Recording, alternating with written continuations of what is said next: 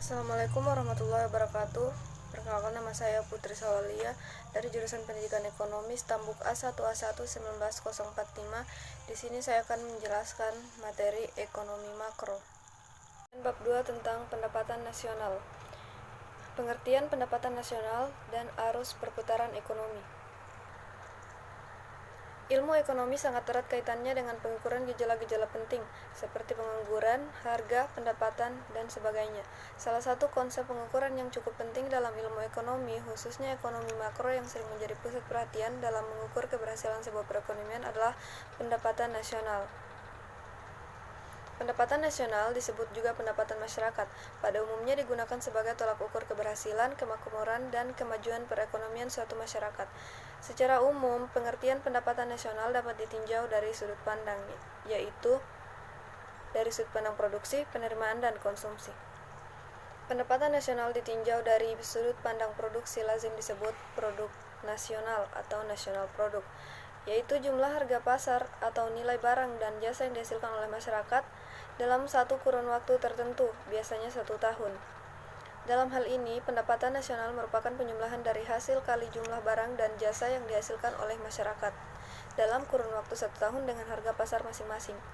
Pendapatan nasional yang ditinjau dari sudut pandang penerimaan yaitu jumlah dari semua penerimaan masyarakat yang ikut dalam proses produksi seluruh barang dan jasa dalam kurun waktu tertentu, biasanya 1 tahun.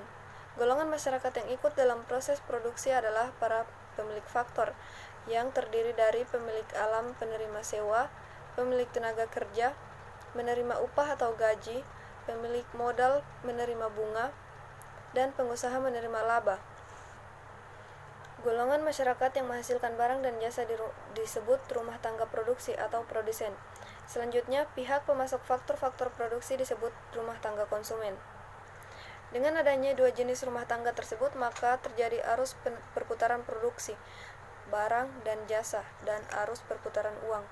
Nilai barang dan jasa yang dihasilkan oleh rumah tangga produsen disebut produk nasional.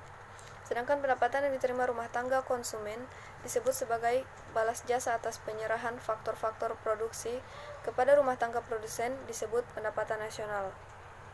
Selanjutnya, faktor-faktor produksi diproduksi oleh rumah tangga produsen untuk menghasilkan barang dan jasa. Barang dan jasa tersebut disalurkan ke rumah tangga konsumen untuk dikonsumsi melalui pasar produk sehingga timbul arus barang dan jasa. Dengan adanya arus barang dan jasa tersebut timbul arus uang atau arus pendapatan. Tidak semua pendapatan yang diperoleh pemilik faktor produksi dibelanjakan, tetapi ada yang ditabung. Tabungan tersebut merupakan kebocoran dalam arus pendapatan. Namun demikian, tabungan yang ada kemudian disalurkan ke lembaga keuangan, yang selanjutnya diberikan kepada pemodal untuk diinvestasikan dalam kegiatan produksi, sehingga kebocoran yang terjadi dapat ditutupi oleh investasi. Kemudian, hubungan antara berbagai konsep pendapatan nasional. Yang pertama yaitu Gross National Product atau GNP dan Gross Domestic Product atau GDP. Selain produksi nasional atau Gross National Product, dalam suatu perekonomian juga terdapat produksi domestik atau Gross Domestic Product. Perbedaan antara keduanya terletak pada batasan wilayah dalam menghasilkan barang dan jasa.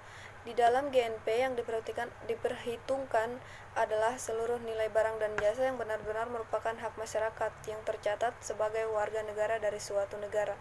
Sedangkan GDP yang diperhitungkan adalah seluruh nilai atau berdasarkan harga pasar yang berlaku dari barang dan jasa yang dihasilkan masyarakat yang tinggal di dalam suatu wilayah atau negara.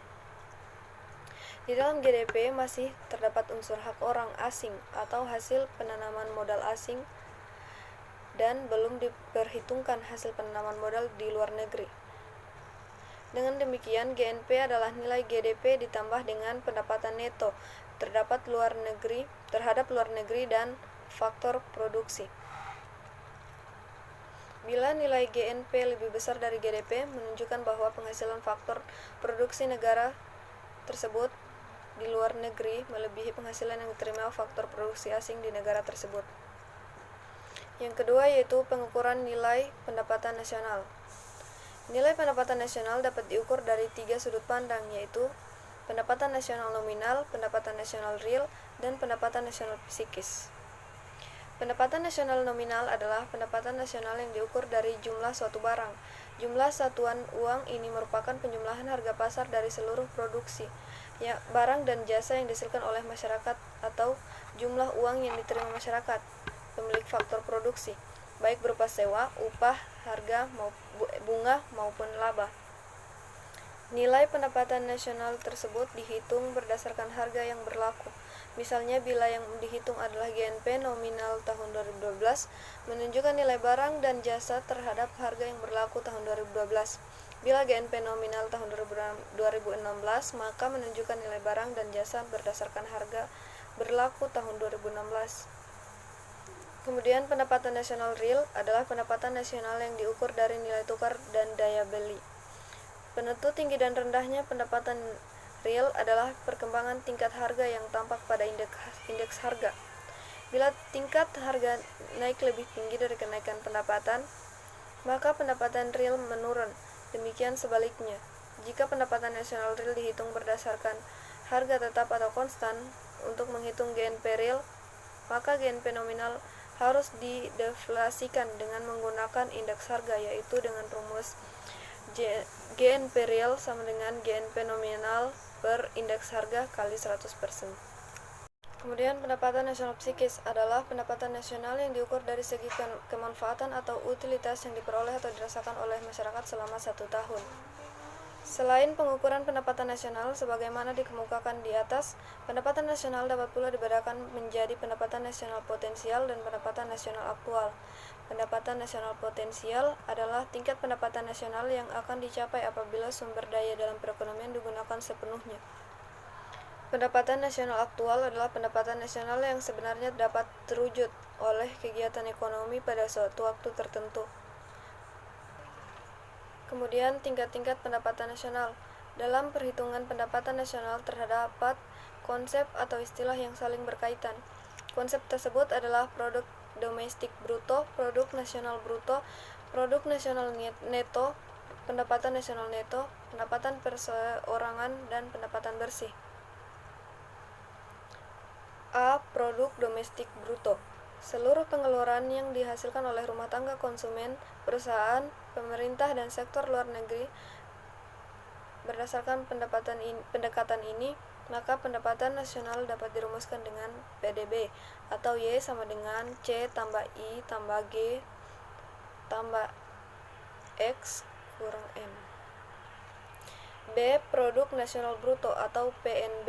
PNB atau disebut juga Gross National Product atau GNP adalah jumlah nilai barang dan jasa yang dihitung dengan dasar harga pasar yang berlaku yang dihasilkan oleh masyarakat dalam 1 tahun. Barang dan jasa ini adalah barang akhir atau final goods, yaitu barang yang telah mencapai tahap penggunaan akhir sehingga siap untuk dikonsumsi oleh konsumen. C. Pendapatan nasional atau national income. National income adalah produk nasional bersih, yaitu yang diperoleh dengan cara mengurangkan GNP dengan pajak tak langsung neto atau setelah memperhitungkan subsidi, dan nilai penyusutan aktiva atau modal tetap atau NI sama dengan GNP kurang pajak tak langsung neto kurang penyusutan. D. Pendapatan perseorangan atau personal income. Pendapatan perseorangan atau personal income adalah jumlah penerimaan setiap orang dalam masyarakat. Tidak semua pendapatan nasional neto diterima oleh pemilik faktor-faktor produksi, karena masih harus dikurangi dengan pajak yang tidak dibagikan, pajak perseroan, kemudian ditambah dengan transfer payment.